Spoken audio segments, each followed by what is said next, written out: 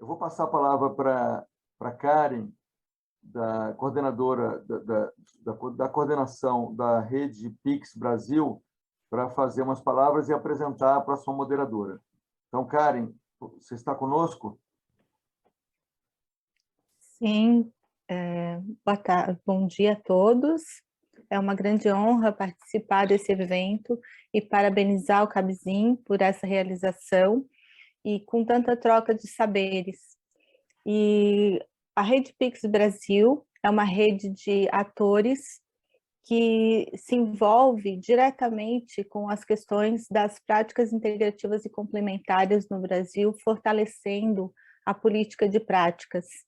E nessa construção de diversos atores, nós esperamos que cada vez mais o mundo possa receber, e o Brasil principalmente, com toda a sua população, tenha acesso dentro do Sistema Único de Saúde a todas essas práticas e essa manutenção, principalmente da sua raiz cultural.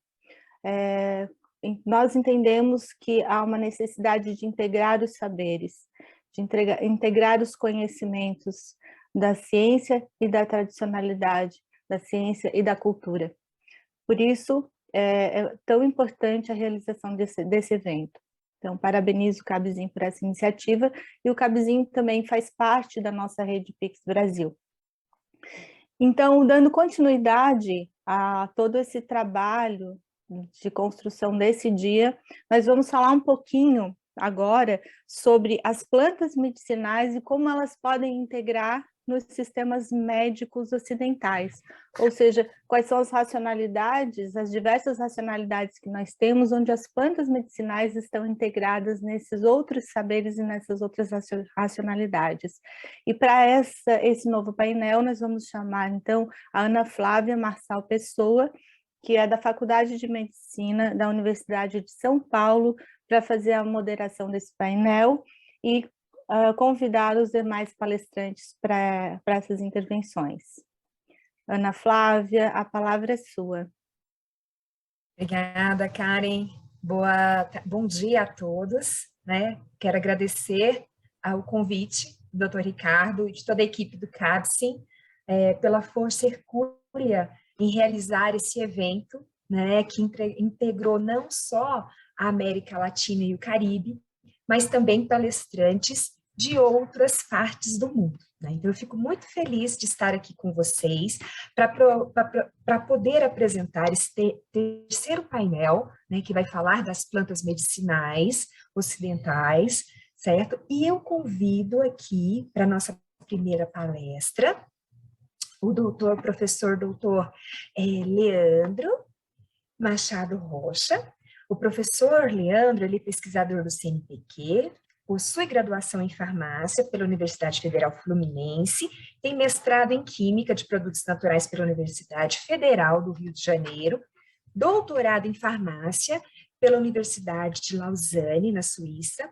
Ele é coordenador do Laboratório de Tecnologia de Produtos Naturais do Departamento de Tecnologia da Universidade Fluminense. Atualmente é professor titular na mesma universidade.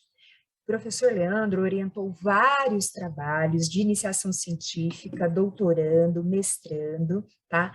Ele atua na Farmacopeia Brasileira, fazendo parte do comitê gestor e coordenador do comitê temático de homeopatia da Farmacopeia Brasileira. Ele foi professor convidado na Universidade de Paul Sabatier, em Toulouse, é coordenador do convênio elaborado pela Universidade Federal Fluminense e a Universidade de Studi de Annunciate, na Itália. Tem experiência, né, na área de farmácia, com ênfase em biotecnologia de produtos naturais, controle de qualidade e homeopatia. Desenvolve projetos com as espécies vegetais do Parque Nacional da Restinga de Jurubatiba, no Rio de Janeiro. Professor Leandro, seja bem-vindo. A fala é com o senhor. Obrigado, Ana Flávia, pela apresentação. Eu estou muito feliz de estar aqui em mais dessa iniciativa tão importante do GAPzinho, que vem trazendo toda essa discussão de PIX para a gente. E eu gostaria, então, de pedir para apresentar a minha tela. Isso. Doutor, quando faltar 2 minutinhos, eu vou intervir, tá bom? Tá ótimo. A minha tela está aparecendo? Sim, senhor. Pode ficar tranquilo que quando faltar uns 2 minutinhos, eu vou falar, doutor Leandro, estamos acabando, tá bom? Tá ótimo. Então, tá bom. Um abraço. Boa apresentação. Ai, pessoal, bom dia a todos os nossos participantes e aos convidados. Obrigado, Ana Flávia. Ana Flávia, obrigado, doutor Ricardo Guelmo. Muito bom poder estar presente aqui nesse momento. E a gente vai falar um pouquinho sobre a homeopatia, né? Que é a parte que nos cabe nesse evento. E eu gostaria de dizer que a homeopatia tem cerca de 70% dos seus medicamentos partindo também do reino vegetal. Aí a gente vê muita similaridade entre a homeopatia e as demais medicinas que usam também as plantas medicinais. Então, a gente vai falar um pouquinho sobre a história, a homeopatia na pandemia, e vamos, então, terminar a nossa palestra falando um pouquinho, então, desses temas tão importantes para a gente. Então, Professor Leandro, desculpa interromper, é que fala. não tá aparecendo a tela cheia. Eu acho que você vai ter que descompartilhar e compartilhar de novo, que tem um problema aqui nos... Professor Leandro, eu acho que o senhor tem que clicar, faltou clicar naquela apresentação do ladinho, na parte inferior, próximo ao volume, desce um pouquinho mais, por gentileza. Um pouquinho mais. Isso, perfeito. Obrigada, doutor Ricardo. Não, mas não está funcionando. Não está funcionando, desculpa. Tá. Clica no livrinho. Clica no livrinho ao invés de colocar a apresentação em tela cheia, que funciona. Obrigada, Caio. Tem uma página de livro, dá um ESC, sai da apresentação em tela cheia.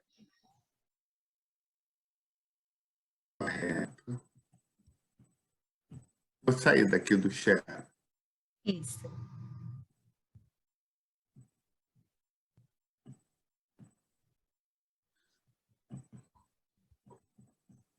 Perfeito. Agora sim, doutor. Agora sim. Obrigada, Oi. pessoal. Obrigado aí pela ajuda, tá? Então, a gente começa a falar da história da medicina iniciando com Hipócrates, que foi o pai da medicina, que tirou do misticismo a medicina que nós tivemos. Depois passamos por Galeno, que foi o pai da farmácia, né? Que trouxe tanta informação para a gente, foi importantíssimo para o desenvolvimento da nossa medicina. Fomos para o mundo, então, oriental, tivemos a Avicena com tanta importância que trouxe para a nossa medicina, passando por Paracelso, né, o grande alquimista Paracelso, suíço, que trouxe também o conhecimento da lei das assinaturas, até chegarmos no nosso Christian Friedrich Samuel Hahnemann, que é o pai da homeopatia, que nasceu na Alemanha. E é bom a gente falar um pouquinho da homeopatia, que muita gente confunde misticismo e homeopatia. De onde surgiu a homeopatia, afinal de contas? E a gente vai ver que o Hahnemann surgiu numa época onde a medicina era baseada em ventosas, hemorragias e sanguessugas. Ele tinha feito uma formação médica muito boa e tinha trabalhado com os médicos de imperadores, mas ao entrar em contato com o seu consultório e começar a ver que ele não conseguia manejar as doenças dos seus pacientes com esse conhecimento que ele tinha obtido, ele resolve abandonar a medicina e volta a viver de traduções, porque ele não acreditava naquele sistema médico que tinha na época dele. E quando ele trabalhando de traduções para manter a sua família, ele traduziu um documento muito importante, que era a matéria médica de William Cullen, aonde estava descrito o que os operários que trabalhavam em fábrica de produção de quina apresentavam como sintoma de intoxicação. Nessa época, a quina era trazida da América para tratar as febres da Europa. E vocês tinham grandes produções desse pó para tratar as pessoas. E ele descobriu na matéria médica de Cullen que os sintomas da intoxicação pela quina eram iguais aos sintomas da malária. que é a doença que era usada, né, a febre intermitente que era usada para ser tratado com a própria quina. E ele achou isso muito esquisito, achou que a tradução estava errada e resolveu, então, experimentar nele mesmo a quina. E ele confirmou o que estava escrito na matéria médica do Cullen.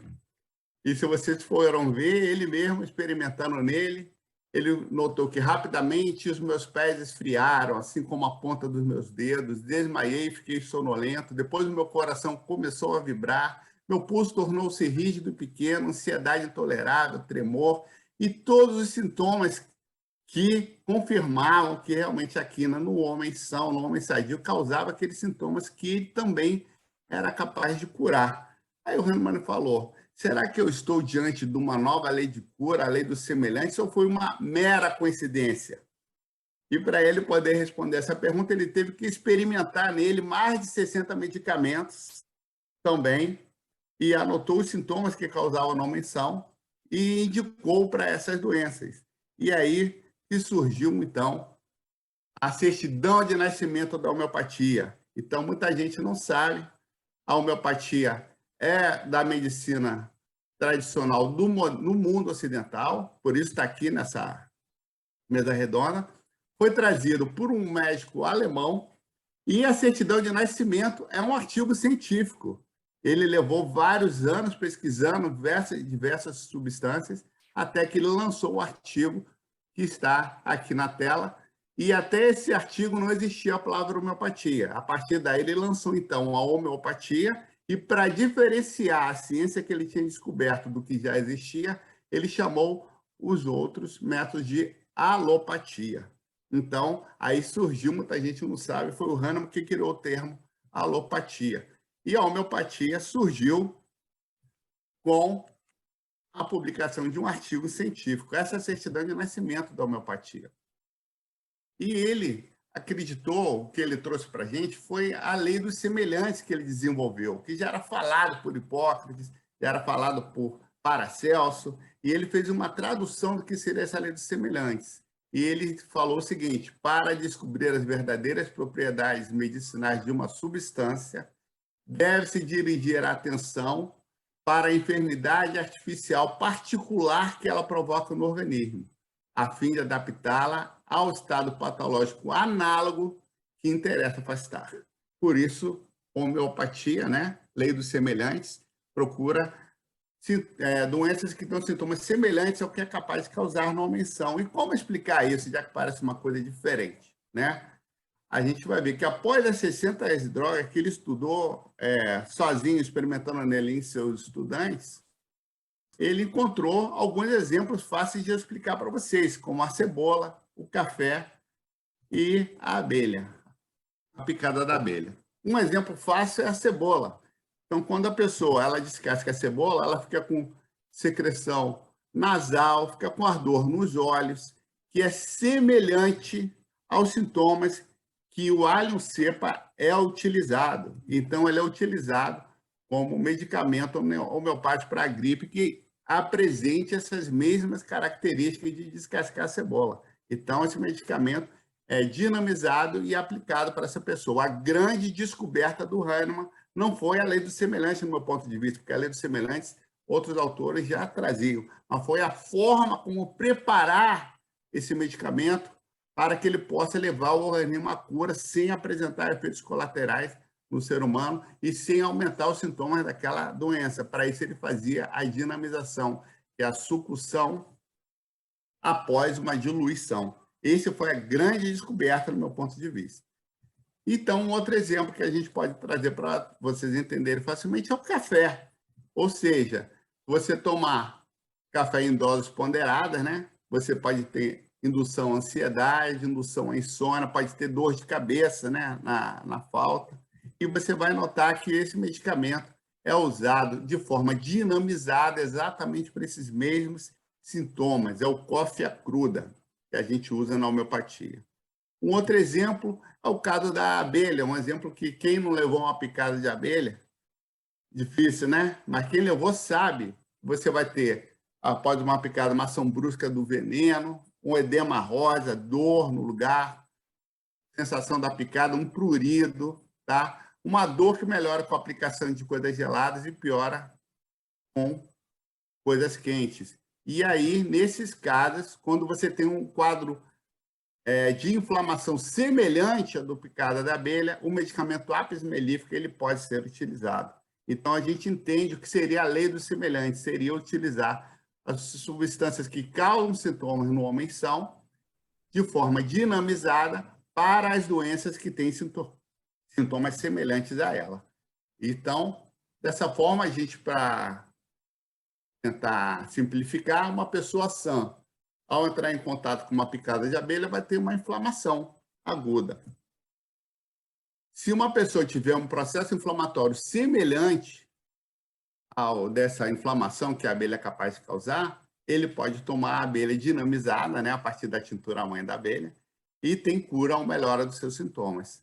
E a partir desses dados, a gente viu que ele experimentou uma série de medicamentos. Depois, quando ele faleceu, outras pessoas experimentaram outros medicamentos e a gente criou o arsenal terapêutico homeopático. Muito dessas plantas, a grande maioria, 70%, são de origem de plantas medicinais. E a gente vê que a homeopatia, que foi trazida por Hahnemann, ela tem muita atualidade quando a gente fala em pandemia. Por que razão? Então, a gente vai ver que há pesquisas de homeopatia em períodos epidêmicos, né? Aproveitando esse momento da Covid-19, e que a gente viu que tem trabalhos científicos que a homeopatia foi importante para tratar dessas epidemias. E, se a gente for olhar os dias de hoje, a homeopatia poderia ajudar também, por exemplo, na pandemia do Covid-19, porque ele apresentou resultados positivos em outras epidemias, né? Tem uma riqueza de medicamentos, o arsenal terapêutico, para tratar sintomas semelhantes a eles, temos que pesquisar. Que medicamentos serão esses? São medicamentos baratos, seguros, eficazes e sem efeitos adversos. Ele pode tratar não só o sintoma da doença em si, mas sintomas paralelos. E isso é de grande importância nesse momento, como ansiedade, medo, insônia. Tem medicamentos para todos esses sintomas. E também a possibilidade de usar o gênero epidêmico dessa epidemia. Ou seja, o que seria esse gênero epidêmico? Quando a gente fala de gênero epidêmico de determinada doença, a gente vai ver que qualquer epidemia, quando se instala, ela apresenta sintomas básicos na população em geral. Apesar da homeopatia ser uma medicina individualizada, nós podemos pegar um gênero epidêmico de uma epidemia e ver que sintomas seriam mais predominantes nessa epidemia e procurar os medicamentos que tratariam esses sintomas. E aí vocês viram claramente nessa epidemia da Covid, que foi muito didática em muitos aspectos, que esses sintomas dessa epidemia variaram da primeira onda para a segunda onda, para a terceira onda. Portanto, o gênero epidêmico também muda. Você também tem que atualizar o medicamento indicado. E para poder tentar mostrar para vocês que nessa epidemia já passou, né, como os nossos pesquisadores do passado fizeram a parte dele na pesquisa de epidemias, a geração de homeopatas atual também se dedicou a fazer pesquisas nesses casos. Então, a gente pegou aqui 3 estudos muito interessantes, que um foi feito pela Abra, um grupo muito interessante de pesquisa, e os outros 2 eu tive a oportunidade de participar, um em Niterói, outro na cidade de Duque de Caxias, onde a gente conseguiu mostrar a importância da homeopatia nesses momentos. Esses trabalhos estão todos publicados, podem ser acessados, né? Como está descrito aqui na nossa apresentação. Então, um desses trabalhos que a gente participou, é muito importante deixar claro que é imprescindível ter a aprovação do Comitê de Ética em Pesquisa na plataforma Brasil. Não se pode fazer pesquisa clínica sem essa autorização. Todos esses foram devidamente aprovados antes de iniciar o seu trabalho. Esse, então, foi feito aqui em Niterói e a gente avaliou, então, os sintomas desse primeiro gênero epidêmico, né, que chegou.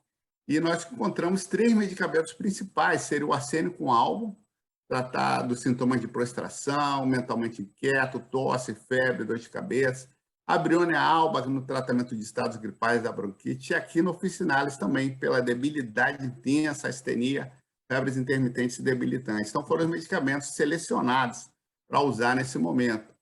E aí a gente selecionou esses 3 medicamentos, que seriam considerados gênero epidêmico nesse momento, e eles foram dados na 30-CH, na dose de 3 gotas uma vez ao dia durante 60 dias, para os profissionais da linha de frente, que não podiam ficar em casa, estavam trabalhando num posto de saúde em Niterói, que é o posto de saúde Dr. Guilherme Taylor March, por coincidência, entre aspas, sempre, é o nome de um grande médico homeopata de Niterói, que fez excelentes trabalhos para a nossa comunidade, e foi nesse posto de saúde que a gente fez essa pesquisa. E a gente mostrando rapidamente os resultados, nós mostramos que os profissionais, né, eles tinham a idade, principalmente entre 40 e 59 anos, né, acima de 60, alguns, um número menor, e todos participaram. A grande maioria das mulheres, não é à toa que as mulheres vivem mais que os homens, estão sempre lá procurando seu tratamento, né? Foram os principais nesse trabalho. A gente encontrou, então, como resultado, que uma grande parte não chegou a ser infectada, apesar de estar na linha de frente do tratamento, e uma parte foi infectada, mas houve recuperação ambulatorial sem necessidade de hospitalização, e não houve também nenhum caso de óbito, que é bastante interessante para esse trabalho. Então, não foi apresentado nenhum efeito secundário, confirmando que a homeopatia ela não tem efeitos adversos, e a gente notou que 93% das pessoas acharam que houve uma intervenção favorável a favor da homeopatia, uma pequena parte não foi favorável, mas a grande maioria realmente foi bastante favorável ao uso da homeopatia nesse momento de medo e de insegurança, que foi o início da pandemia. Então, não foi observado efeitos secundários, nenhum dos participantes requereu atenção hospitalar nem morreu. A intervenção contribuiu como medida coadjuvante ao alívio do sintoma da Covid-19. A intervenção utilizada durante a pandemia contribuiu como estratégia de promoção da saúde e como complemento de todas as medidas sanitárias e terapêuticas já recomendadas. Ou seja, não foi impedimento de pegar a doença, as pessoas podem se contaminar, mas elas têm já uma forma melhor de responder a esse tratamento. Então, foi muito interessante essa pesquisa, a gente mostrou que é possível trabalhar com a homeopatia nesses casos, de forma nenhuma abrindo mão de outros tratamentos que foram recomendados pela Organização Mundial da Saúde, mas como um complemento, um coadjuvante, né, nesse tratamento das pessoas. E eu gostaria de terminar, então, mostrando que, apesar de ter muito ataque na homeopatia por causa da lei do Avogadro, que diz que é só aguinha, que não tem moléculas, nós temos outros pesquisadores muito importantes também, né, como o nosso famoso Einstein, que ele trouxe a sua equação, que energia é igual a massa vezes velocidade da luz ao quadrado, ou seja, massa e energia são interconversíveis. E aí a gente se baseia, né, todo esse resultado da homeopatia que a gente vem encontrando nos dias de hoje. Tá? Então, foi um prazer enorme poder estar aqui com vocês, poder trazer essa mensagem da homeopatia e contribuir, né, com essa mesa redonda que está sendo tão bem encaminhada pela Ana Flávia. Obrigado. Professor Leandro, nós que agradecemos pela excelente fala, primeiro por o senhor trazer o início, né, da homeopatia. Na sua fala, professor, me vem muito que o conhecimento das práticas integrativas, fitoterapia, homeopatia, ela vem do empirismo, da observação dos médicos, dos pesquisadores em volta, né? Então, essa integração entre os profissionais da pesquisa e a população, ela é primordial, né? Então, foi observando o que aquela população utilizava, os efeitos que a homeopatia nasceu. Eu não sabia, muito obrigada, né, por essa fala, e o senhor foi muito bem. Semana passada, vou aproveitar aqui só para explanar, que eu sou pesquisadora e trabalho com biologia molecular. E não tem como falar que a homeopatia ela não tem um fundamento científico quando você estuda as nanopartículas, né, professor? Então, assim, muito obrigada pela sua fala, né? O seu tempo foi maravilhoso. E perguntas a gente vai responder no final, tá, pessoal? Muito obrigada mais uma vez ao senhor e às pessoas que estão aqui nos ouvindo. Convido o senhor para ficar aqui, né, para a gente ouvir a nossa segunda palestrante. A nossa segunda palestrante é a doutora Alta Smith. Guten Morgen, Dr. Alta. Nice to meet you. Can you hear me, Dr. Yes, Alta? I can hear you, and you can hear me now. Good afternoon from Germany. Yes, good afternoon. Guten Morgen in Brazil. Yeah. Nice to meet you for your they invited to participate with this Congress. I will introduce Dr. Smith. In addition to degree in physiotherapy and medicine, began her training in practice of complementary modalities since 1992. Her completing her medical fellowship in homeopathy in London. She practiced integrative medicine using a bioregulatory approach to treat chronic disease. She actually is the director of medical affairs and research at HEL GmbH in Germany. She participates for numerous publications and Congress presentations. Dr. Smith, thank you for share this afternoon with us. Yes. And if you could share your screen. I share my screen. Thank you. I just want to share it. Can you see the screen? Of course. Yeah, I will enlarge it, and I will go into presentation mode. I just need to shift some screens around. Yes, I think. Could you? Yes. Okay. Thank you. Yes, it's okay. Have a nice day. Right. Thank you so much for the invitation to speak to you today on bioregulatory systems medicine. I will go into a few introductions about this concept in a minute. So my agenda would be this emergence of systems biology and bioregulatory systems medicine. Then I would like to go into plants as an ideal drug candidates for complex systems to treat networks. I want to talk about research of multi-component and multi-target medications, which are basically also plant-based medications, and then go into excursion on Tromel, which is just an example of such a multi-component, multi-target inflammation resolution drug. And I would like to show you some in silico modulation, some transcriptomic data, some wet lab data, and a conclusion. Now, we know since the Human Genome Project in 2001 was published, we saw this very rapid development into complex thinking and medicine.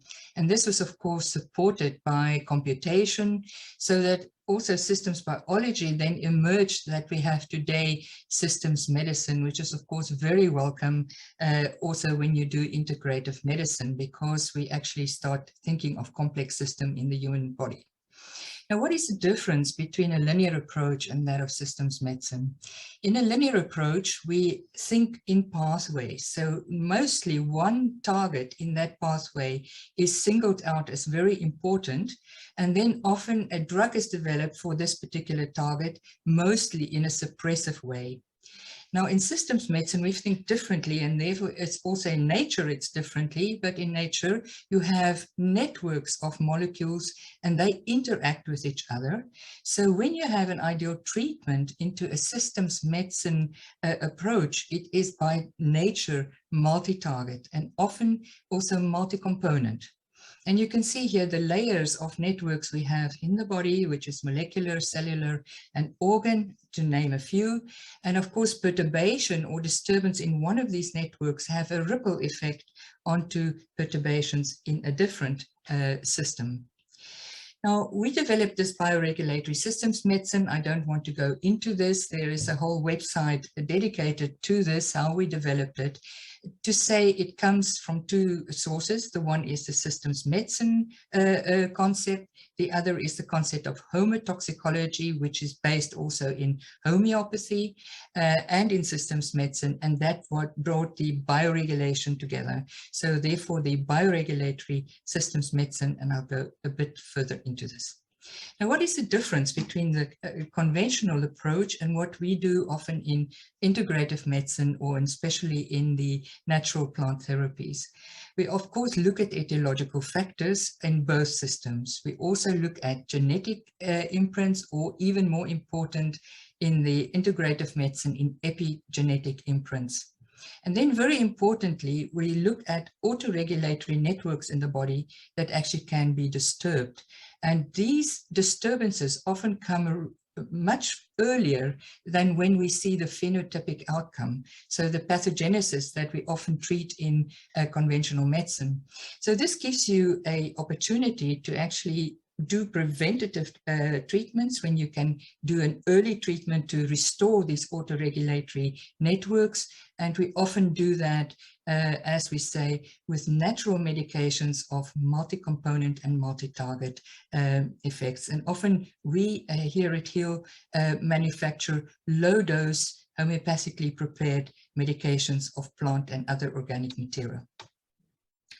Now, if we look at what is an ideal drug for such a network approach, we obviously want to increase the number of pharmacologically relevant targets in such a network. We often also have this indirect effect, which is very important. We also have low affinity binding, especially with these low dose medications, which also reduce your toxicity and you have less side effects.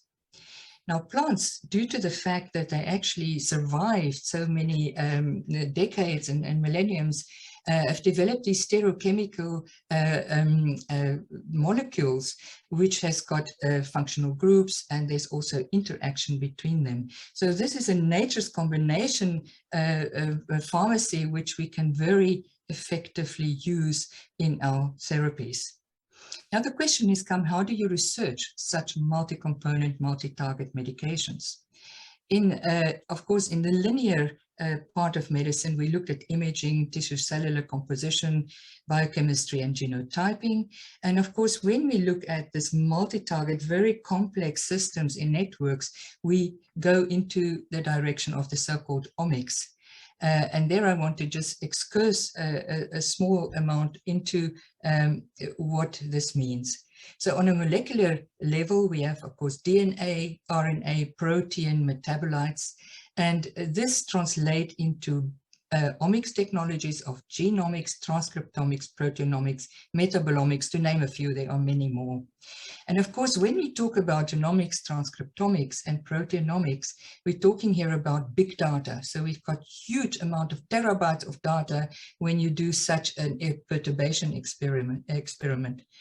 This is again heavily dependent on bioinformatics. We mentioned already that systems biology rests on computation, and this is then used to do data integration, mapping of pathways, and experimental validation, perturbation, and network interactions from biology, but also a lot of modeling, and which I will show you in a second.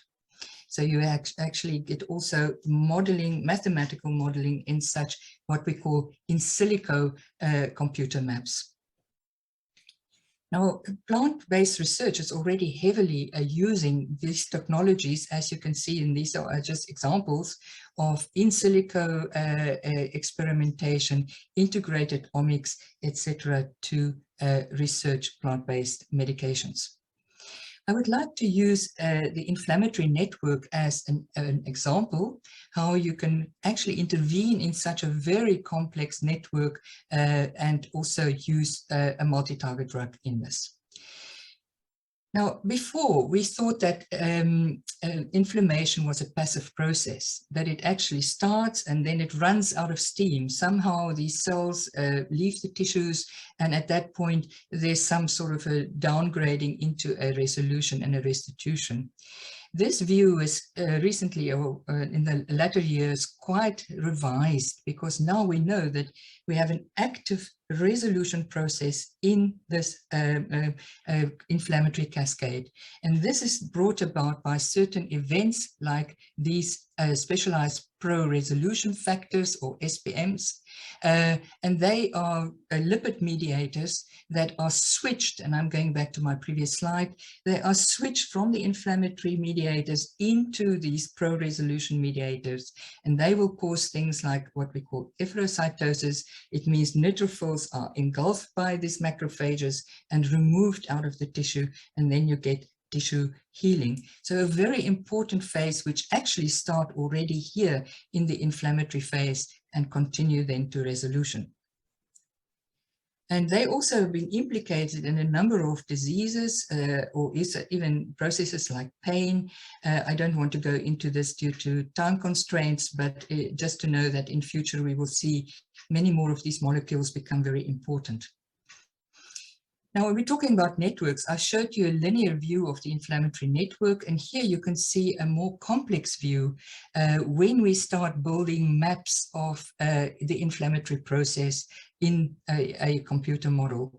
And we've embarked on this at HEAL with the University of Rostock and also with the University of Harvard under Professor Serhan. You can see his name there in the publication. And we've built such an atlas of inflammation resolution. Now, this atlas is free for everybody to use. It is not owned by us. We developed it, but it can be used by any researcher in the public domain. But first, you have this visualization of the phenotypic cells and the mediators. Then, of course, we do submaps, and this is very typical of systems biology and systems medicine, that you see these interplay of pathways. But the most important part, of course, when you talk about complexity, is that you want to see interactions. So here in this map, you can see more than 6,000 molecules and over 25,000 experimentally validated interactions between these molecules. So very complex, as you can see, but these maps are very interesting to use when you apply plant materials to them, and I will show you an example. Now, our example is Tromil, which is we call a multi-target, multi-component inflammation resolution drug, and we can explain that in a minute why we think so. Now, where I have red lines, this is what we have in our older research and also our newer research. So we have a wide multi-target effect over the whole inflammatory cascade. However, I would like to go more into the so-called in silico Tromil interactome, which of course is based on all the molecules inside these plants. Now, Tromil or TR14 got 14 constituents, of which 12 are plant-based. We've got 2 mineral homeopathically prepared substances, and the homeopaths will immediately recognize them also as hepasulfur and Mercurius solubis. But of course, the plants are the real strong inflammation regulators here, and we will go into that in a minute. So we've got 14 components, but if you start breaking this down into alkaloids and glycosides and components of the plants, you can see that we end up with 242 compounds. So this is basically compounds that are active into the inflammatory network. And we would like to know how many targets do we have then if we have this amount of compounds. So here you can see what is then happened when we put this into a app and we get this as an interactome. You see all these targets that we have, this number of unique biological targets of some of these phytochemicals, and then you go to targets with interactions, and that is almost 972. And you will see from the plant material on the left, these are the usual suspects that we would expect with an anti-inflammatory action: Calendula, Bellis perennis, Arnica montana, Hypericum. These are the typical plants used for inflammation. And of course, homeopathy, you also use potential toxic plants like Atropa belladonna or Aconitum. And these are, of course, in such a low concentration that they are not toxic anymore. So how would you like to validate this? This is all computer simulation. And how can you validate that your medication has got an effect in the real world? So we embarked on a transcriptomic omics experiment, and please don't look at the complexity. I'll explain that in a minute, where we used a small abrasion on the skin to look at the wound healing model, but mostly of inflammation. And we compared this to diclofenac, which you may know is a non-steroidal anti-inflammatory drug. So a small molecule developed for one single target. And here you can see the overlap of genes. This is differentially expressed genes after such an abrasion. And then, of course, some of the participants got Traumeel and some of them got diclofenac. And you can see a very different pattern here. For instance, in the beginning, diclofenac is very active, which is what it's developed to do in the COX-LOX system. And then you see Traumeel taking over in the resolution phase of inflammation, and much more in a gentle manner, like we could see. Now, this is a so-called heat map. Again, please don't look at the differential expressed genes, but look at the colors. And red means you stimulate and blue means you suppress. And here we can clearly see that the natural product actually stimulate more, and the small molecule, chemical molecule, suppress more. And especially in critical parts of the inflammatory process, one could see that we have a better result with the natural product. So we also want to see, have we got effects actually in the lab, in the laboratory? So we did also experiment to look at the resolution potential of Traumeel. Now, if you want to look at a drug that gives you resolution, it needs to fulfill one or more of these characteristics. So influx of neutrophils, apoptosis of neutrophils, efferocytosis, as we've mentioned, and especially interesting, this dual action of specialized SPMs. We want to see these resolution factors. So we did a typical experiment, which is a platform to look at your resolution index. This is a interval where you have an influx of neutrophils, and after a time you have 50% reduction, and this is seen as a resolution index. And Traumeel could shorten this resolution index by 6 hours, which is really significant in this model. We also could see that we enhanced efferocytosis, with other words, this taking of neutrophils out of the inflammatory tissue, which is pivotal to start resolution. And then, of course, we could, in 2 experiments, show that we have effect on these pro-resolution mediators, these SPMs, as well as and also against the COX products, with other words, diclofenac, much more into the resolution area. And therefore, we can see the result. We have apoptosis of neutrophils, which is, of course, a dying off of these inflammatory neutrophils. You want them out of the tissue to start resolution, and you want to actually also improve the secretion of lipoxin resolvent and protectants. In this case, we didn't test for maricins. Looking just briefly at 2 clinical trials, and they weren't done at the same time. This was not a comparative trial. We look at Traumeel on the one side, which is your natural product, and we see various effects. And in this particular experiment or trial, we did not test for SPMs. It's too old. SPMs are really a very novel molecules being researched. We do that now.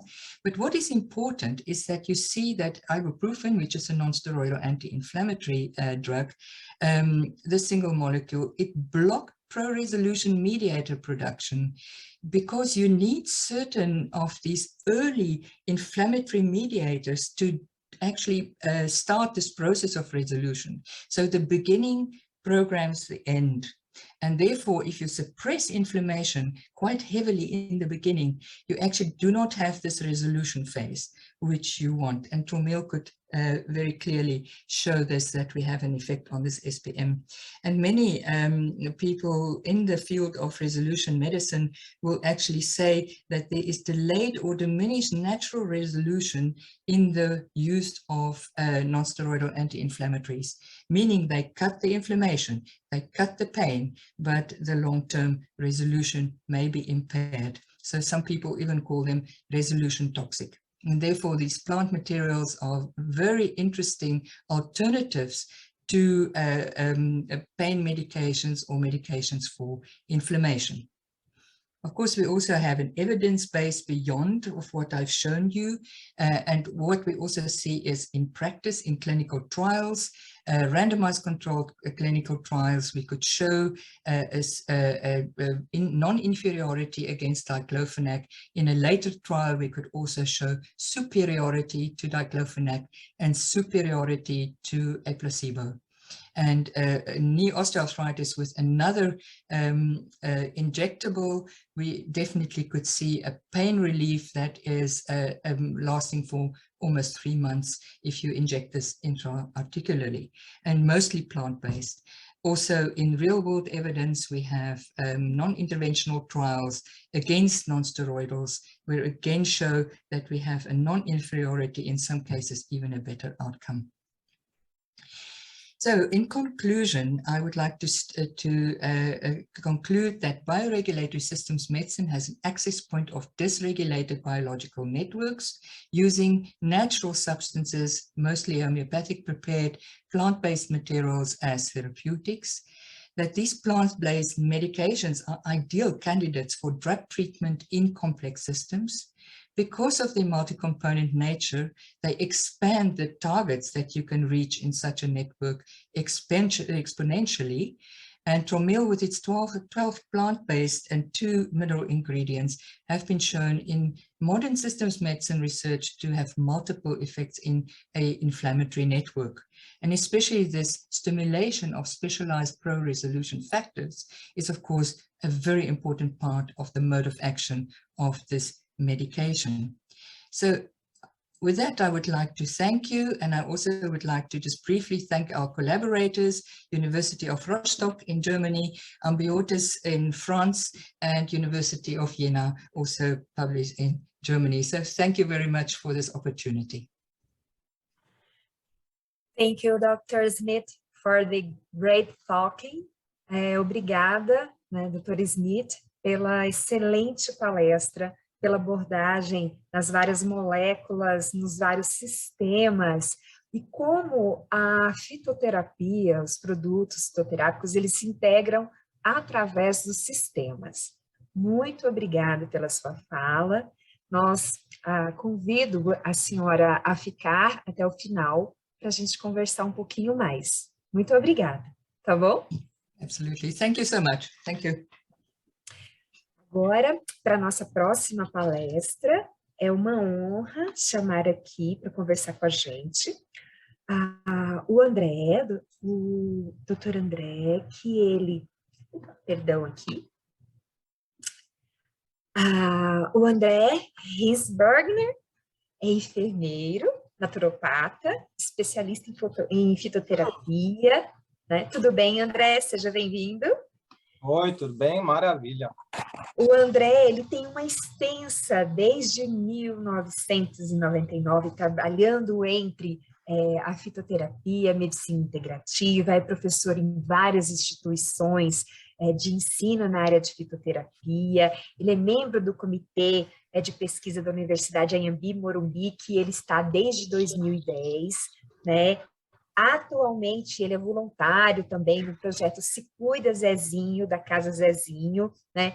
André, a quantidade de trabalhos, de projetos que todos os nossos palestrantes, né? Fica até difícil a gente falar das habilidades de todos.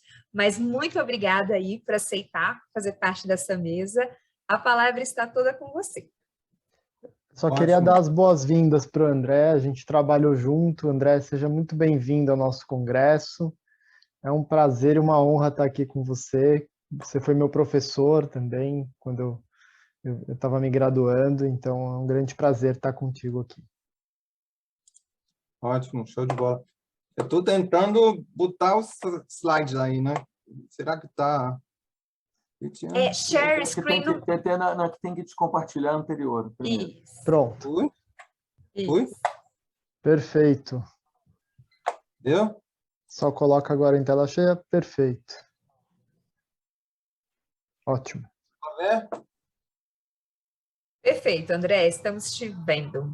Tá ótimo, então. Só queria acrescentar. Valeu, muito obrigado pelo convite, Caio, né? Ana Flávia.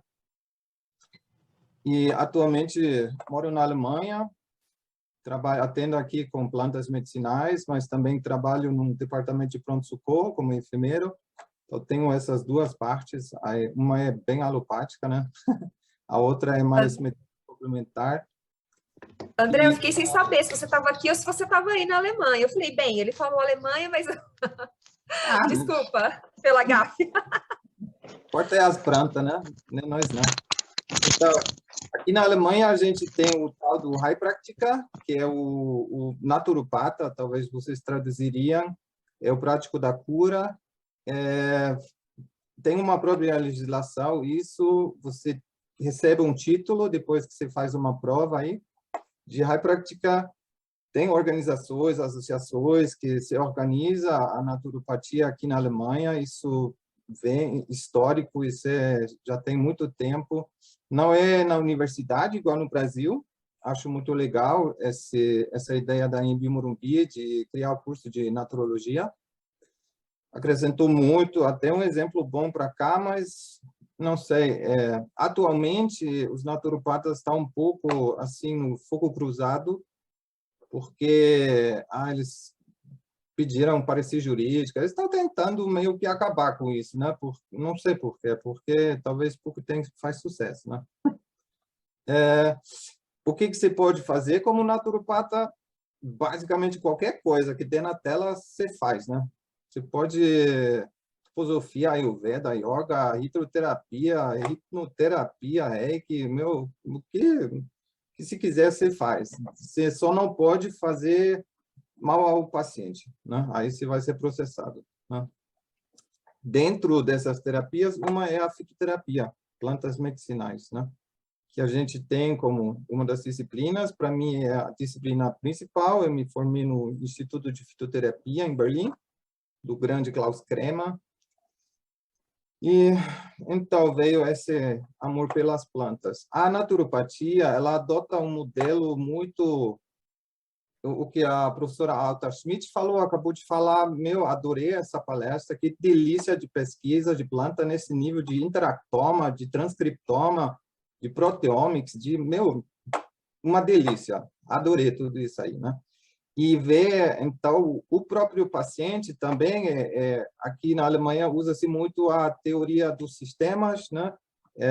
O paciente como sistema autopoético, então você tem um dinamismo, aquilo muda, você não pode tratar o paciente sempre com a mesma formulação de plantas, porque daqui a um mês ele já é outro, até fisicamente, né? Pela composição, se ele participar um pouco. E nada é feito sem o paciente também. Então, não adianta se dar as plantas para ele, ele continua fazendo coisa errada, aí também não precisa gastar minhas plantinhas, não. Aí, né? Então, você sempre tenta fazer um modelo com múltiplos alvos. Você faz acupuntura, você faz massoterapia, fala para fazer uma dança do ventre aí, né? Se precisar psicologia, se precisar faz a cirurgia também. Então, essa visão de atender um paciente em muitos níveis ao mesmo tempo é uma ideia que se adota muito na naturologia aqui na Alemanha. Temos o luxo de ter bastante jornais na própria naturopatia, né? De fitoterapia também, tem jornais, esses são todos não indexados, mas tem de plantas medicinais, os jornais indexados também, a Phytomedicine, a planta médica, né? Journal of Herbal Medicine, então tem bastante exemplos que a gente pode recolher para pesquisa de planta, para ver isso. A gente, em termos de fitofármacos e plantas, está sujeito a agência de medicina europeia, que é mais ou menos a Anvisa do Brasil. Tem ali o Comitê Técnico de Plantas Medicinais, igual na farmacopeia brasileira, tem isso também, tem Comitê Técnico Temático de Plantas, que faz as monografias das plantas, né? E no Brasil a mesma coisa, né? Tem a equipe lá do Zé que fez o formulário fitoterápico, o memento fitoterápico, ótimo, show de bola. Isso até não tem aqui na Europa, seria uma boa desse comitê fazer isso, né? E você pode usar, então, plantas que têm um registro como uso tradicional, o uso bem estabelecido, que é, então, com pesquisa, até com meta-análise, e você tem as aplicações que também é como se fosse bem estabelecido, que tem as pesquisas próprias das empresas, né? Então, aqui no Brasil, tem 85 monografias atual, a europeia, nível europeu, a Scope, tem 150 monografias, mas, na minha opinião, daqui a uns anos, o Brasil vai passar muito essas monografias da Europa, né? Porque, simplesmente, a flora brasileira não tem vez aqui, a gente está meio ridículo, né? Então, acho muito legal essas iniciativas que vocês têm no Brasil, Caio, seus amigos, né? Todo mundo que ama as plantas, para botar para frente isso, e com certeza o Brasil vai estar dos países líderes nisso, né? Se vende muito fitofármacos aqui na Alemanha, e 2020 aí começou a cair um pouco por causa do coronavírus, né? Então, também aqui, outro problema é as pesquisas. Tinha muita pesquisa, mas daqui a uns 10 anos vem caindo o número de novas inovações, de novas pesquisas. Acho que o Brasil está um pouco mais na frente na pesquisa de plantas medicinais nisso, né? E de fitocomplexos. É um mercado em ascensão, e aqui meio que está um ponto de... gasta mais dinheiro hoje em dia nos biológicos, biosimilars, né? Que dá bem mais dinheiro. Bem, o mercado é 61 bilhões de euros, bastante, né, de medicamentos. Nisso, um pouco mais da metade são autoprescrições, automedicações, né? Dessas automedicações, a maior parte é na própria farmácia, que você vai lá e compra, não precisa de receita, né? E se a gente olha aqui as plantas medicinais, a maioria das plantas medicinais, o fitofármacos é automedicação também. Então, apenas uma pequena parte é prescrição por médico, por naturopata, né? Então, esse mercado é mais automedicação. Por isso também tem tantas empresas. Se não tivesse esse mercado de automedicação, não teria tanta empresa para se sustentar. Tem o tal da receita verde, em vez de ser as receitas vermelhas, que o seguro de saúde reembolsa o paciente, né? Tem as receitas verdes, que você pode pôr aqui as plantas. É uma iniciativa que se tem de usar isso, mas, sei lá, até hoje não vi alguém ter isso aí, né? Mas tem. Ok. Nas plantas, a gente usa mais para as vias aéreas, óbvio, tosse, né? Gripe. Depois tem os gastrointestinais, depois tem aqueles calmantes, né? Aí para os homens também, para a próstata. Os laxantes, que no mundo inteiro, né? Não sei como é que entope tanta gente aí, mas é um dos grandes também, e cardiocirculatório, isso também. Os nootrópicos, óbvio, ginkgo biloba, né? Essas plantas. Então, no Brasil não é muito diferente também isso aí. Temos a sorte de ter fitoprodutos pra caramba, né? Esse aqui, capuchinha rábano, esse é a base de tomilho prímula, genciana, prímula, verbena azidinha, né? Esse aqui gilomirtol com óleos essenciais, né? Bem legal. Tem aqui a base da era, esse aqui a base do tomilho, né? Por aí vai. Isso tem as empresas que usam formulações, né? A maioria é sempre formulação, não é monodroga, mas sim composição de plantas. Aqui o Pasco Ventral, esse aqui inclusive é homeopatia de baixa dosagem, né? A T1 é diluído 10 vezes, sucursado, esse aqui é diluído 2 vezes 10. Esse aqui é a base de óleo de pimenta, menta piperita, hortelã-pimenta e cominho.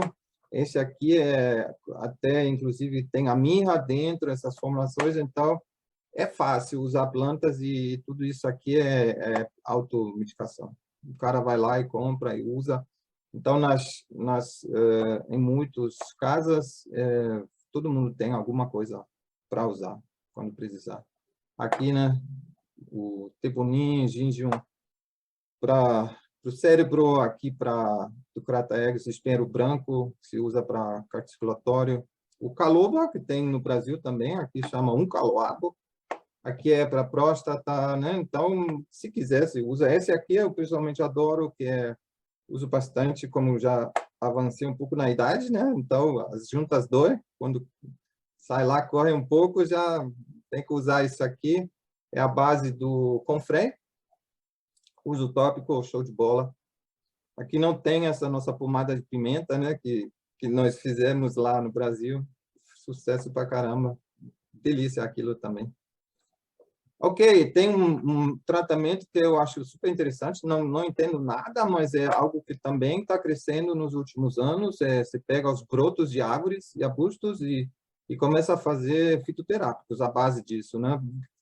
Faz sentido pra caramba, porque aqui nos brotos você tem basicamente tecido embrionário, né? Então, tá cheio de reguladores, de vitaminas, de tudo. Seria interessante ver o interactoma desse negócio aí também. Acho que acha muitas coisas. Bem, ok. E aqui, você faz a festa. Você usa a planta, dá homeopatia para o cara. Se quiser, usa os tais dos extratos espagíricos e alopatia. Vai tudo junto, né? Então, você tem que botar um pouco de ordem nisso. Você tem um cara, aí você vê os sintomas do cara.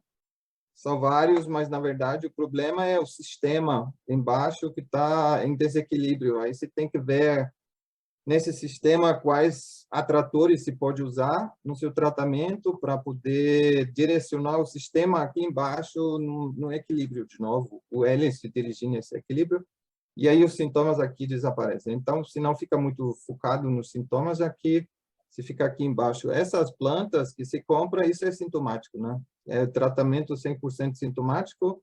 A naturopatia tenta acrescentar no seu tratamento um pouco essa visão de usar, de ver o equilíbrio embaixo, não fazer tratamento sintomático, né? Mas das causas. A naturologia no Brasil igual, a mesma coisa. E para isso você usa vários tratamentos, não só planta medicinal, se usa floral, se usa acupuntura, enfim, né? Cada um tem o seu mix. Que tem, concordo lá com a Alta Schmidt, você tem que ter um tratamento multi-alvo, multimolecular, né? Você tem que aproveitar o efeito sinergista para não ter um efeito superaditivo apenas, mas sinergista. Isso, a liberdade que te dá você pode usar dosagens baixas. Então, se dá as plantas, os florais, etc., é tudo dosagem baixa, você reduz os efeitos colaterais, mas tem um efeito significante, né? Então, aqui nessas pesquisas de moléculas, eles também estão vendo agora multi-alvos, em nível molecular, né? Em nível de células, você já adota uma visão multicomponentes, né? Multi-alvos, você não trata só citostáticos, né? Você usa citostáticos, se quiser fazer cirurgia radioterapia, mas também pensa em imunoestimulantes, inibidores de angiogênese, né? Indutores de apoptose, etc. Então, não é mais um só, você usa vários, e a naturologia faz isso definitivamente também. Em nível de fígado aqui, se usa também sempre multi-alvos, e aí se usa várias plantas para cada um desses aqui, e no final você não pode trabalhar com uma planta, né? Porque, sei lá, eu pessoalmente não sou tão iluminado para saber a planta que faz isso aí, agora nesse caso, nesse paciente. Mas se você usa várias plantas, tipo, você vai acertar de uma forma ou outra, né? Você vai mexer alguma coisa. Plantas, temos algumas superestadas até em nível molecular aqui, erva de São João, né? Você tem aqui os diferentes alvos, né? Que inibidor da recaptação de serotonina, receptor 5-HT, pós-sináptico. Você tem até ações sobre glândulas, né, no cérebro. E aí é interessante, é show de bola isso aqui, mas rapaz do céu. Isso aqui é a visão dentro de uma célula, né? Crowded cell, cytoplasm. Então, você tem... Isso é outra visão de planta, então, de célula. Então, isso você olha dentro de planta. Aí você tem esse modelo super... Não, tem um princípio ativo, tem um alvo e por aí vai. Aí você olha dentro da planta e fala, não, isso aí não encaixa, né? Isso aqui é muito complexo para você ter modelos simplificados. Então, essa Alta-Schmidt, como a pesquisa do interactoma, putz, que delícia, é a direção certa, né? Isso vai ajudar muito mais a entender a ação de plantas medicinais. Para mim, é sistema vivo que encontra sistema vivo, planta que encontra ser humano, dois reinos que se encontram e no final se reza para dar certo, né? Ok. Mas você também pode trabalhar com sistemas integradoras um pouco acima, em vez de você ter um alvo supermolecular, você usa sistemas integradoras, como o sistema nervoso autônomo. Se o cara tem um desequilíbrio nesse sistema nervoso autônomo, ele está super simpático-tônico, ou seja, o ramo simpático está um pouco em acesso, você tem aqui a variabilidade da frequência cardíaca para medir isso, tem aparelhos que fazem ao longo de 24 horas, aí você vê, putz, o cara está mais no simpático do que ele deveria, então o freio parasimpático não funciona tanto, então, enquanto você não consegue regular nesse nível acima, não adianta você querer melhorar algo por baixo, porque isso aqui vai bloquear qualquer tratamento, né? Então, você tem que primeiro ver se arqueja nele, né? Para ver se ele é um pouco baixo, aí o sistema parasimpático aumenta um pouco também. Bem, mais aqui essa pesquisa de multicompostos terapêuticos em sistemas de rede, sistemas vivos, né? Sistemas complicados, complexos. É a pesquisa do futuro, eu acho, né? Ok, a naturologia está super em cima dessa onda. Ok, aqui é um exemplo de um complexo Iberogast. Você tem aqui várias plantas, acho que é 9 plantas. Você tem angélica, cominho, silibumariano, cardumariano, silidônia, alcaçuz, etc., né? Aí você tem aqui os diferentes alvos. Isso é um exemplo mais simples. O cara está lá com dispepsia, né? Aí você vê o intestino, ele não mexe o suficiente rápido, ou ele é rápido demais, da diarreia, aqui da constipação, espasmos, né? Cólicas, secreção de ácidos, azia, ulceração, produção de radicais livres, e você dá várias plantas para poder atender todos esses alvos. Aí, se você usa uma formulação de plantas, não tem como escapar, tem que melhorar esse sintoma, né? Isso é um pouco mais simples, mas os pacientes, eles também não vêm só com dispepsia. Eles vêm com muito mais do que apenas dispepsia. Então, não adianta só ficar nesse nível também. Bem, temos a sorte de ter farmácias que tem todas as plantas, aí você faz suas formulações, o paciente compra, né? Aqui, o visco, aveia, verbasco, né? Erva São João, etc. Mas é caro. Isso aí não todo paciente faz, né? Então, você faz as formulações com... Isso é chá, eles podem misturar, no Brasil é proibido, eles não podem misturar.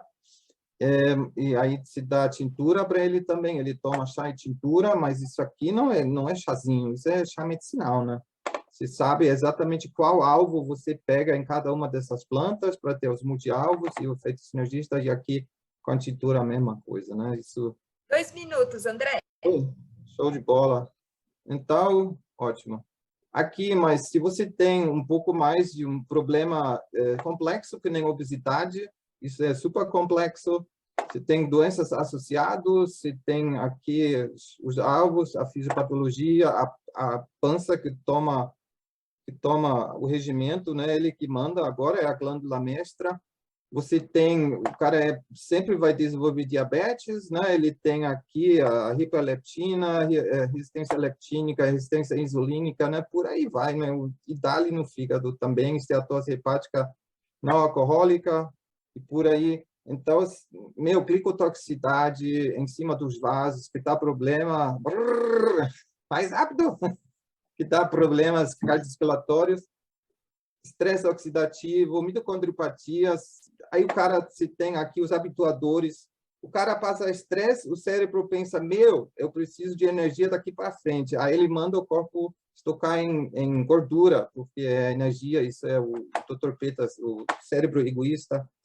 Tem tantos negócios envolvidos, aqui vício, né, também do doce, e psicossomática também, a gordura emocional.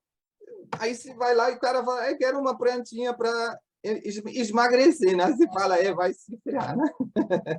Aí, na verdade, você tem aqui um multi-alvo muito complexo. E aí, se não dá, se você pensa nas suas plantas, que você tem antioxigênicas, hipoglicemiantes, e dá tudo que você sabe, né? Mas não adianta. Não, você tem que usar floral, o cara tem que ir na psicologia, reza brava, né? Tem que ter tudo. Então, o multi-alvo. Ok. Na Alemanha também... Oi. Acabou? Vou te dar 30 segundos. Ok. Tem isso também, mas é bem pouco na Alemanha. Tem isso também, mas é bem pouco na Alemanha. No Brasil está muito à frente, anos de luz à frente desses usos mágicos, energéticos. Fitoterapia sempre depende de pessoas que têm amor. Aqui, um farmacêutico aqui, esse é meu professor. No Brasil, o Acorze, o Paniza, do Homem da Prado, o Zé, né? Esse está vivo ainda, né? Esse também aí, ó, o Paniza. Então, agradeço a essas pessoas, né, que têm amor às plantas, tiveram amor às plantas e nos trouxeram aonde a gente está hoje em dia, né? Valeu, beijo! Oi, André. Obrigada pela sua fala, obrigada pela sua explanação. Foi maravilhosa. Foi maravilhoso te ouvir, André, porque eu tenho amigas alemãs que moraram muito tempo no Brasil. Parece que eu estava ouvindo a minha amiga conversar comigo aqui. Muito obrigada por falar. Eu vou usar a sua fala. Pode deixar que eu vou pegar algumas coisinhas da sua fala para eu conversar um pouquinho. Mas muito obrigada aí pela disponibilidade, por aceitar esse convite e estar na casa, né, de pessoas que você já conhece. Muito obrigada. Tá bom. Obrigado também, Caio, Ana Flávia, Ricardo, né? Sim, André, só para comentar, o José Carvalho, que você citou, ele é o presidente de honra do Congresso. Ah, com certeza. Zé não vai deixar barato, não. Fala boa lembrança do professor Kartoffel para ele. Kartoffel, tá bom, batata, tá bom. Que é batata, né? Muito obrigado. Ok, tchau, tchau. Bem, agora sou eu. A moderadora vai falar aqui um pouquinho a vocês. Eu vou conversar com vocês. A Iracema. Cadê a Iracema? Caio, eu posso inverter. A professora Iracema. Na Iracema primeiro. Você termina com a moderação. Ah, não, perfeito. É porque eu vi a ordem e eu fiquei. Gente, desculpa, professora Iracema. Obrigada, Ricardo. Gente, se não for assim, né? Desculpa, professora. Vou apresentar a professora Iracema. É uma honra estar aqui nessa mesa com a professora Iracema Benevides. A professora Iracema é médica com especialização em cirurgia geral, né? Acredito que seja mineira, né? Porque está em Minas.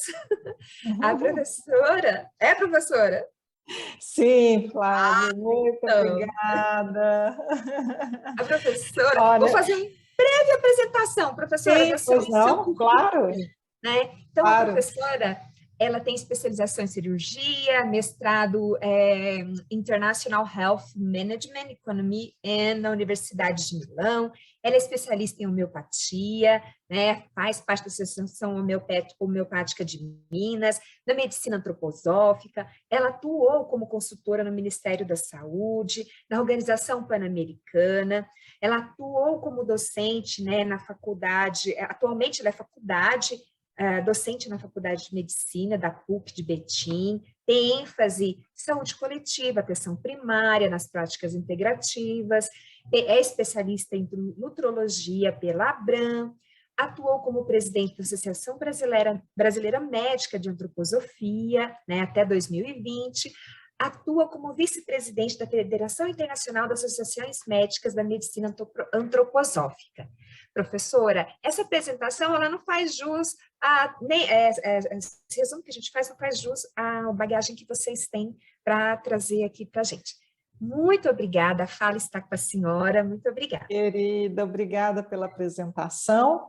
E, bom, eu, na verdade, estou assim, muito honrada em estar aqui nesse painel. Eu aprendi demais aqui com os colegas que me antecederam, ri muito do professor André. Eu estou rindo até agora de algumas falas dele, eu falei, nossa, não vou nem conseguir apresentar, porque eu ainda estou aqui feliz demais de ter ouvido essas apresentações. Bom, vamos ver, o maior desafio foi superado, que é o PowerPoint, acho que ele está aí na tela para vocês, né? E, bom, eu estou representando a minha queridíssima colega farmacêutica da Suíça, a doutora Mônica Menet von Eiffen, e ela não pôde estar presente, e o Ricardo fez essa sugestão do meu nome como substituta, e eu tenho assim, um prazer imenso de estar aqui com esse desafio muito grande de trazer essa apresentação que a Mônica faria com certeza assim, de maneira talvez muito melhor do que eu vou conseguir fazer, mas vamos tentar. Bom, apresentar assim, as bases dessa cosmovisão da antroposofia aplicada à saúde ou medicina antroposófica é um desafio em pouco tempo, mas nós vamos tentar, né? Eu conto também com a possibilidade de vocês aprofundarem isso depois, mas de maneira assim bastante esquemática a gente vê o ser humano como esse sistema de polaridades entre um polo neurosensorial, um polo metabólico, que é equilibrado por um sistema rítmico, né? Então, nós vamos ter, do ponto de vista, assim, vamos dizer, macro, e isso se repete em várias partes do corpo, né? Nós vamos ter um polo em que domina essas forças centrípetas, um polo que domina as forças centrífugas, né? Um polo mais de consciência e que tende à esclerose, um polo mais de vida, de metabolismo, calor e que tende mais à inflamação. E no meio, a capacidade de criar a mediação entre essas duas forças, e isso no nosso organismo é feito dentro da caixa torácica por dois órgãos rítmicos, coração e pulmão, e no nível micro nós vamos ver isso no âmbito da microcirculação, se repetir muito rapidamente, isso no ser humano, e nós vamos então agora, de um ponto de vista funcional, ver isso, esses três sistemas com a função que a gente percebe como pensar, sentir e querer, né? E o que a gente teria, então, esse equilíbrio entre inflamação e esclerose, todo o sistema da medicina antroposófica vai mirar para esse processo clínico que se apresenta e entender se nós estamos lidando com um processo mais frio ou um processo mais quente, né, dentro daquele indivíduo que se apresenta para nós, né? E o equilíbrio aqui nesse diagrama, nós temos então um equilíbrio entre esclerose e inflamação, o equilíbrio à saúde estaria exatamente nesse meio tempo, né?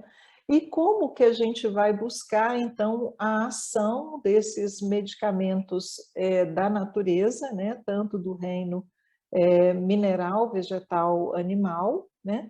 A gente muitas vezes vai usar um princípio da semelhança, pode também aplicar um princípio de um contraprocesso, de acordar forças contrárias àquele processo, né?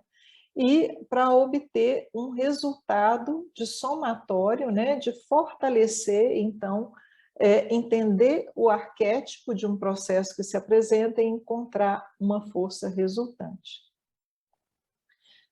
Uma outra perspectiva, além da trimembração que eu apresentei, é entender essa natureza de 4 sistemas de forças que compõem o ser humano e que nos ligam aos reinos da natureza, né? Então, nós temos um corpo físico, um corpo vital, né? No corpo físico, nós compartilhamos, então, uma semelhança com os minerais, um corpo vivo em que o mundo vegetal é o principal modelo, né? Então, nós temos essa dimensão vegetal em nós, um corpo emocional, um corpo de reações de simpatia, antipatia, em que os animais compartilham conosco, e uma dimensão, isso não diz, vamos dizer que sejamos superiores a nenhuma forma de vida, mas nós temos uma organização individual e que expressa em nossa individualidade esse espiritual. Então, esse nosso mapa complexo vai nos fazer relacionar com a natureza, né? E com medicamentos que tenham origem mineral, vegetal e animal. E como que então nós vamos encontrar uma substância que tenha um espelhamento compatível e que possa ser terapêutica para um determinado adoecimento? Bom, é bastante complexo esse modelo, mas nós podemos introduzir algumas, vamos dizer assim, características, né? E que nós temos, então, toda uma formação nesse processo, e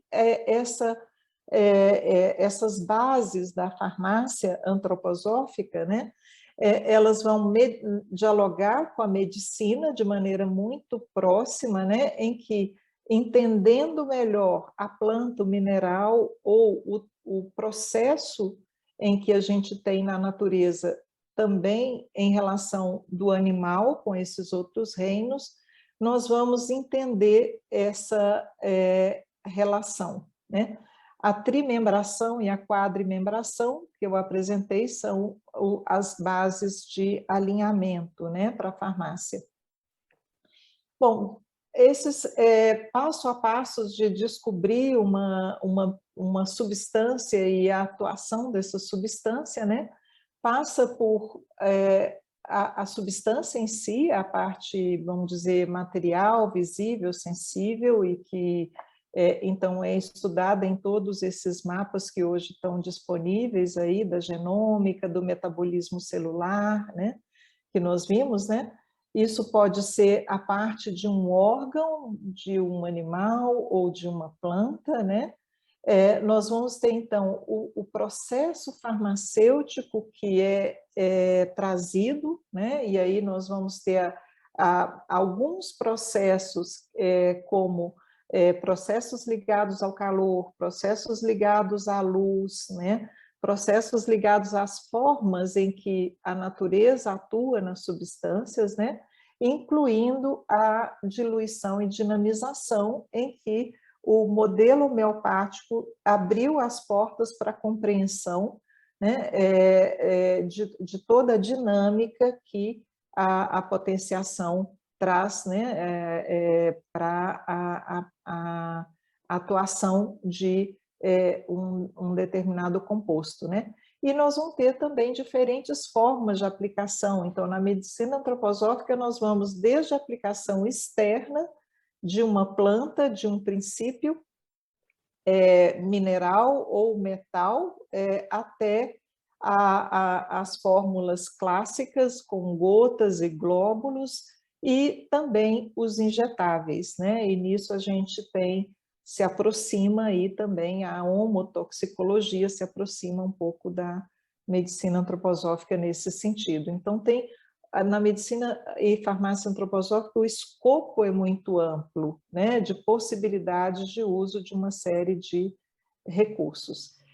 E voltando aqui mais para o tema do painel, que é a planta, né? Então, nós vamos ter, isso aqui vem desde Paracelsus, essa tria principia, né? Que já foi citado aí pelo professor Leandro, né? Então, nós vamos ter a planta, ela tem uma fração sal ou silícia na sua raiz, uma fração mais cristalizada, uma fração mercúrio, que é mais fluida respiratória, né? E uma fração sulfur, que é mais dissolvente e ligada ao calor, e isso está na flor, né? Então, essa tria principia é uma relação mais direta da planta com a trimembração também no ser humano. E o que a gente também utiliza para descobrir um medicamento e a forma de um medicamento atuar em determinada doença é a observação gueternística. Quem estuda um pouco mais a antroposofia e as bases desse grande conteúdo que foi sistematizado pelo filósofo e cientista Rudolf Steiner, sabe que ele teve ainda bem jovem a oportunidade de organizar os arquivos de ciências naturais do Goethe, do Wolfgang Goethe, do escritor, que é mais conhecido como escritor, mas que foi um cientista natural também, e que deu uma contribuição incrível para as ciências naturais com a observação aberta, né? E dentro da antroposofia, o trabalho de Goethe foi retomado, ressignificado, sistematizado, e eu acredito, eu não tive a oportunidade de participar do encontro que o professor Ricardo Gelman, como a professora convidada, apresentou no dia 2 desse encontro, no pré-curso, né, um curso pré-congresso, essa metodologia foi apresentada. Então, quem teve a oportunidade vai saber o que eu estou dizendo. Em que é algo que se trabalha com a fenomenologia e algumas perguntas são feitas para entender o fenômeno que se apresenta e a relação desse fenômeno com o fenômeno da doença também. Mas, começando, por exemplo, com a observação da planta, nós vamos ver como são as raízes, como são as folhas, os ramos e as flores e os frutos, né? E como esse ser, né, na planta é mais fácil, porque é um ser vivo, né? E que se desenvolve no tempo. Então, qual que é o processo que essa planta faz no tempo? E é muito interessante observar, para quem estuda homeopatia, e a minha formação foi concomitante entre esses dois sistemas complexos, homeopatia e medicina antroposófica, para mim era maravilhoso entender essa observação goetheanística e as fontes que a gente tem com a matéria médica homeopática, né? É extremamente interessante ver, né? E nessa observação da planta, nós vamos ver como essa planta cresce, né? E aqui, por exemplo, pegando o exemplo que nós vamos usar agora em alguns slides para frente, da camomila, né, a matricária, em que a gente vai observar, então, o que domina nessa planta, que fração domina nessa planta, e a gente vai, então, compreender como essa raiz se estrutura, né, como essas folhas crescem e se desenvolvem, né, aqui, na verdade, de como essa planta vem de cá para cá. Esse polo floral dela, que é dominante, ela vem como um leque e ela se abre para esse cosmos, né, com essas flores douradas e pequeninas e que tem uma relação com o ar muito grande, né? Então, tem diversos pesquisadores goetheanísticos que vão encontrando, então, essa convergência na observação. Então, a subjetividade vai ganhando uma convergência no processo de vários observadores, e então isso vai se consolidando e confirmando. e nós vamos então observando esse gesto da planta, que é o que eu trouxe, e que cada planta vai ter um gesto. Claro que tem o indivíduo, a planta individual que a gente está observando, mas você vai observando mais indivíduos em seu contexto, vamos dizer assim, em seu habitat natural, de preferência, né, de onde que essa planta vem, né, de onde é que ela cresce melhor, quais são as condições que geram a melhor camomila, onde a camomila gosta mais de estar na natureza, né? Então, isso só como vamos dizer assim, um esboço, né, desses passos que nós usamos, e depois de todas essas etapas de conhecimento conquistadas, é possível passar, então, para um estudo mais aprofundado e aí dos componentes dessa planta. Então, depois que a gente já fez essa parte botânica, fenomenológica, nós podemos, então, nos dedicar a esses componentes, né, e entender exatamente a farmacocinética de todos os componentes envolvidos. Isso é uma contribuição incrível da farmácia, né?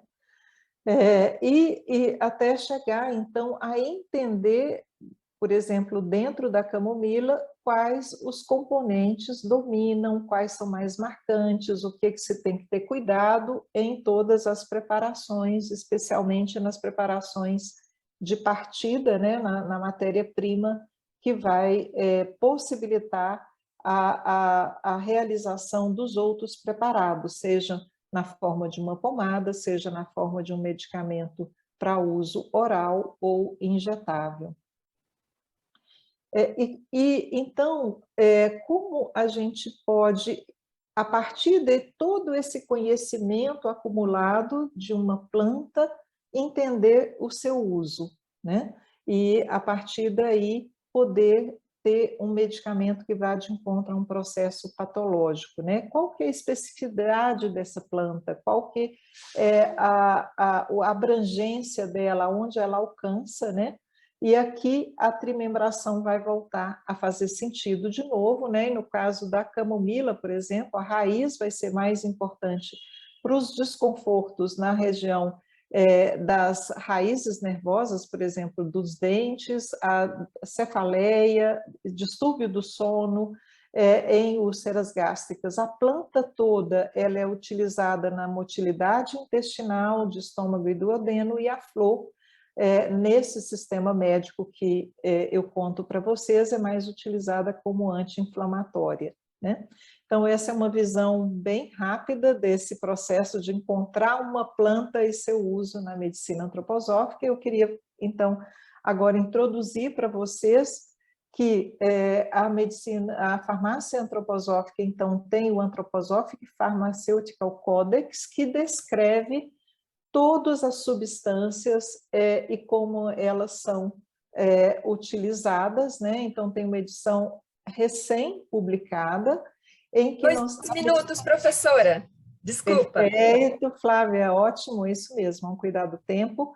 Então, essa versão, ela traz, então, a contribuição do Brasil de maneira bem marcante. Eu fiquei muito feliz com esta oportunidade, então, da experiência brasileira, que é muito ampla. Nós temos muitos farmacêuticos e médicos antroposóficos no Brasil, e foi possível incluir, então, as contribuições do Vademecum, publicado pela Associação Brasileira de Medicina Antroposófica. Eu creio que o nosso colega Rudolf Schleier está presente, ele é coautor, junto com o Dr. Nilo Gardim, né? E várias dessas formulações foram, então, introduzidas no Códex, o que foi uma imensa conquista, né? E nós temos, então, aqui um exemplo das monografias e de como as monografias são realizadas na farmácia antroposófica, aqui o Citrus oblonga, que é parte de um medicamento extremamente eficaz e efetivo nas alergias, junto com a sidônia, que forma o Citrus sidônia, né? E o Viscum album, que é das plantas mais pesquisadas, mais conhecidas, muitíssimo utilizada na oncologia integrativa, que já é parte hoje de alguns protocolos internacionais em oncologia integrativa, né? Bom, enfim, já finalizando aqui a apresentação e dizendo que, então, tem todo um trabalho da formação do farmacêutico antroposófico dentro de um trabalho maior que nós estamos fazendo junto com a Organização Mundial de Saúde, que são os benchmarks para formação em farmácia, em farmacêuticos especializados em farmácia antroposófica. E aqui a nossa literatura. Muito obrigada pelo convite, pela oportunidade, então, de trazer essa experiência de como o sistema médico, médico complexo da antroposofia aplicada à saúde, ou medicina antroposófica, vê as plantas nessa nossa visão integrativa. Muito obrigada. Iracema, se eu só te pedir um favor, as pessoas estão pedindo referência. Se puder botar o último slide de novo, que as pessoas querem olhar o que você mostrou muito rápido, a literatura do último slide, por favor. Olha, eu fui tentar ajudar a vida da nossa moderadora. Bom, eu acho que os slides podem ser disponibilizados assim depois em algum. Pronto. Muito obrigado. Obrigada, professor Iracema. Obrigado aí, professor Ricardo. Bem, eu acredito que eu estava dando uma olhada aqui. A princípio, não temos perguntas. Se alguém, agora nesse final, quiser fazer alguma pergunta direcionada para algum dos palestrantes, né? Excelente fala, professor Iracema, sempre mostrando a antroposofia é uma ciência que relativamente, para mim, é nova, mas eu sei da sua importância, e a gente olha, faz um olhar bem, para mim, é um olhar muito interessante sobre essa ciência, né? Eu quero agradecer muito. Professor Ricardo, você quer fazer alguma pergunta? Alguém? Sim. Eu acho que estamos aqui numa oportunidade, com todos, de fazer um fechamento, considerando que, como no painel passado discutimos a visão oriental, agora a gente está olhando a partir de uma visão ocidental. Então, acho que fica como grande pergunta para Alta Smith, para André Hinsberg, para Iracema, para Leandro, como que a gente poderia avançar no estudo das plantas, integrando um pouco mais os sistemas, porque o que percebemos é que cada sistema, como bem falou Iracema, tem suas amplitudes bem grandes, e uma coisa muito importante é que a gente precisa de pesquisa com plantas medicinais. E discutimos muito ontem que precisamos estudar as plantas medicinais da região das Américas. Então, eu gostaria de deixar um espaço também para considerações desses nossos palestrantes, pensar como podemos cooperar, que esse é o objetivo do Congresso. Quem está no eixo do Congresso é a planta, com suas riquezas, e com várias metodologias que foram apresentadas aqui, construídas muito bem no modelo ocidental. Qual seria uma forma da gente poder avançar nessa interação entre sistemas, na visão dos palestrantes?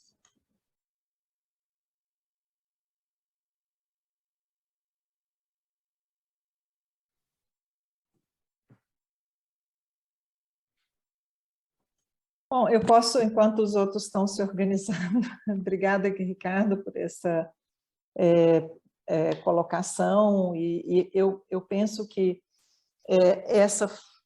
por exemplo, do ponto de vista da farmácia antroposófica, da medicina antroposófica, eu acho que a observação goetheanística ela é um método que está muito consolidado e que eu acho que agregaria muito e que seria muito interessante, por exemplo, essa visão, por exemplo, que a medicina biorreguladora traz, junto com o conhecimento da matéria médica. Eu acho que isso traz uma visão realmente mais tridimensional dessa planta nesse centro, né? Então, assim, a gente está tendo a oportunidade de conhecer onde cada sistema avançou e fortaleceu, né? Tem algo que eu não trouxe, não deu tempo de trazer, que são, por exemplo, na medicina, na farmácia antroposófica, a gente usa a cristalização sensível e o estudo da cromatografia. e para ver as forças vitais. Então, você vê o que é a camomila de cultivo biodinâmico é completamente diferente de uma camomila que possa ser hidropônica, por exemplo. A gente vai observar que essas forças vitais elas vão ser importantes depois no aspecto da efetividade desse medicamento. Eu só queria dizer que Alta Smith trouxe uma maravilhosa visão que eu chamaria de zoom-in, com todos esses omics, toda uma visão de interação a nível molecular, a nível proteômico. Temos o zoom-out dos diagnósticos constitucionais, que são muito clássicos na medicina antroposófica, na medicina chinesa, ayurvédica, e hoje tem grupos que estão fazendo essa correlação entre o genoma, e ontem se falou do microbioma das plantas, que é uma área nova, novíssima, como 2 organismos em interação, como o André falou. Então, eu queria trazer um pouco dessa... que vocês discutissem um pouco isso, como interagir nesses mundos.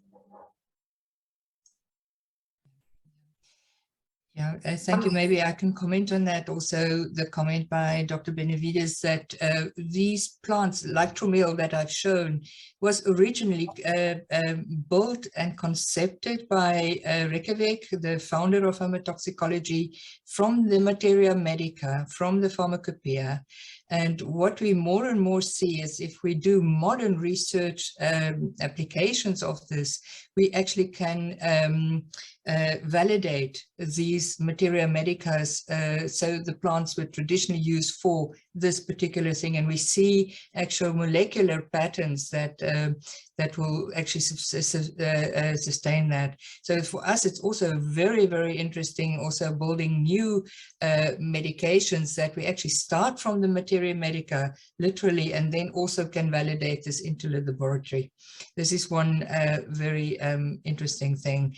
I think another that you mention is also collaboration. I just would like to reiterate that the Atlas of Inflammation Resolution that we developed with Harvard and Rostock, that is open to anybody.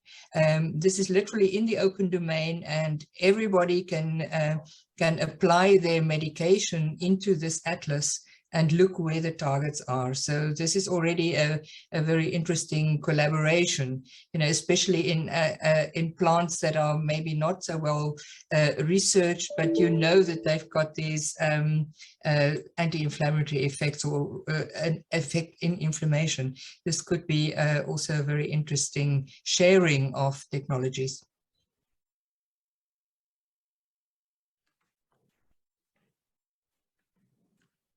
Fazer um comentário aqui, desculpa, professor, posso? 2 minutinhos, só aproveitar a fala da Dr. Smith, porque como o nosso laboratório nós trabalhamos com inflamação, e eu já venho, a minha pesquisa, né, há mais de 12 anos, é com processo inflamatório, com estresse oxidativo, e hoje eu introduzo a fitoterapia nas nossas pesquisas, e quando você me traz, doutora, todo esse mapa, porque são moléculas que eu estudo, que eu trabalho, e ele vem para mostrar que todas essas reações, elas acontecem em todos os sistemas. Então, se eu tenho a produção de citocinas inflamatórias, de prostaglandinas, no fígado, no pulmão, no intestino, essas moléculas serão semelhantes. Por isso que a fitoterapia, resumindo, ela tem esse efeito sistêmico. Porque, além do mais, o André mostrou, desculpa, a senhora mostrou a quantidade de compostos que nós temos no Traumel e a quantidade de receptores que nós temos, e são vias de ativação. Aquilo ali é perfeito para a própria antroposofia, para a própria homeopatia e para a fala também do André, que falou um pouquinho das mitocôndrias, do estresse oxidativo. Então, eu fico muito feliz de ver que nós temos cada vez mais fundamentação científica para mostrar os efeitos, né, da ciência, das medicinas, né, integrativas. Aqui eu não estou falando da ocidental, mas isso se estende para a chinesa e para a Ayurveda, e para a árabe também, né, enfim. Maybe just another comment on that. That systems medicine is very well developed. currently. It is coming established, but what is established is actually the approach to the patient. What is lacking is actually the medications to treat this. So when people are talking about multi-component and multi-target in conventional medicine, they're talking about this drug plus that drug. And this is, of course, making plants so extremely interesting through these thousands of molecules in one plant.